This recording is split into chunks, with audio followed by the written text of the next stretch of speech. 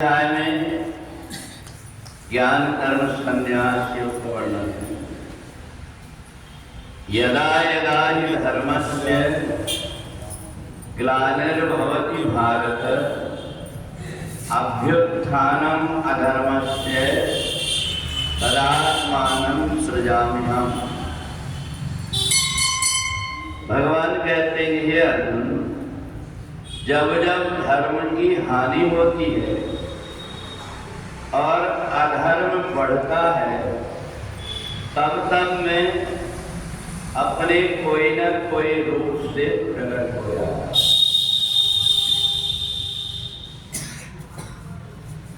धर्म व्यक्ति के जीवन को व्यवस्थित बनाता है। चाहे किसी भी प्रकार का कोई धर्म हो, जो संतों का बनाया हुआ है, वो जन कल्याण के लिए होता है। धर्म का नाम लेकर के कोई व्यक्ति दूसरों को सताता है, वो धर्म नहीं कहलाता, वो अधर्म कहलाता है। क्योंकि अभ्युत्थानम अधर्मस्य, जब अधर्म बढ़ जाता है तो ये अधर्म बढ़ता कैसे है? जैसे हम खेत में अनाज बोते हैं तो अनाज के साथ में अपने आप घास उग जाता है, और वो घास ऐसा होता उसको बोया नहीं जाता, परंतु आसपास से ऐसा पड़ता है कि अनाज को दबा देता है। तो यही भगवान ने कहा कि जो धर्म के अर्थ को ठीक से समझ नहीं पाता और उसके अगल बगल में जो घास होता है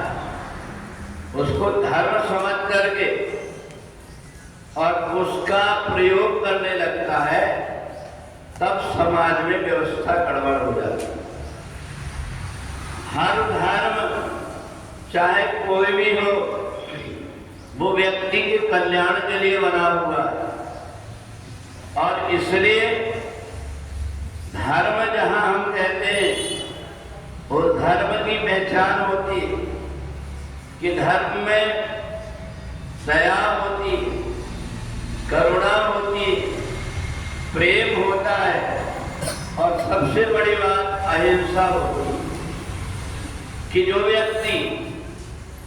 धर्म के रास्ते में चलने लगता है, वो दूसरों को सताता नहीं, परंतु जो धर्म छोड़ करके जैसे फसल के आसपास के घास को ही धर्म समझने लगता है,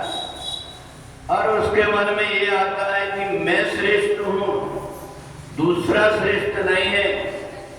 ऐसा मान करके, तो जहां धर्म होता वहां श्रेष्ठ और कम श्रेष्ठ का कोई अंतर नहीं आता। धर्म तो वही है जो व्यक्ति को जीने का एक ढंग सिखाता कि हमें कैसे जीना चाहिए। इस बात को कोई व्यक्ति इसलिए ही भगवान की प्रार्थना करता है कि मेरे से कभी कोई गलती ना हो, मैं अच्छे रास्ते पर चलूं, इसलिए वो परमात्मा से प्रार्थना करता है। और कोई व्यक्ति भले ही कितनी भी बार परमात्मा की प्रार्थना करे, याद करे, पर उसके मन के अंदर ये अधर्म बैठा हुआ हो, दूसरों को कष्ट देने की बात हो, दूसरों को सताने की बात हो, वो धर्म नहीं हो सकता। धर्म में तो सर्वे भवन्तु सुखिनः, संसार के प्रत्येक प्राणियों का अमंगल ना हो, सभी प्रसन्न रहे, इस बात की सर्वे भद्राणि पश्यन्तु। तो इसलिए हमारे संतों ने, ऋषियों ने जो रास्ता बताया, उस रास्ते में हम लोगों ने मनुष्य के साथ साथ रहने की बात नहीं, बल्कि मनुष्यों के आश्रित जो पशु पक्षी रहते हैं, उनको भी ये पता लग जाता है, हित अनहित पशु पक्षी जाना, उन पक्षियों को भी लग जाता है ये व्यक्ति से मेरे को कष्ट नहीं है। और इसलिए अगर कोई व्यक्ति कहीं खड़ा होता है तो एक घूमने वाले पालतू जानवर उसके पास आकर के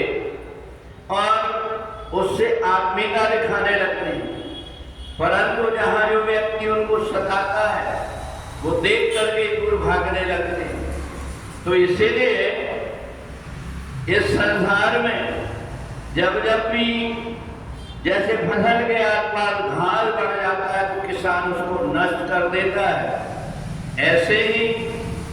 जब धर्म की आड़ में अधर्म बरतने लगता है और व्यक्ति एक दूसरे का खून का प्यासा हो जाता है, एक दूसरे को सताने लगता है, अपनी रास्ता को छोड़ करके मैं ही श्रेष्ठ हूं इस बात का ध्यान करके और इसी रास्ते में चलने लगता है, तो तब कोई ना कोई महापुरुष के रूप में परमात्मा अवतार लेकर के आते हैं और अवतार लेकर के आकर के फिर से उनको रास्ता बताते हैं कि ये रास्ता तुम चल रहे हो,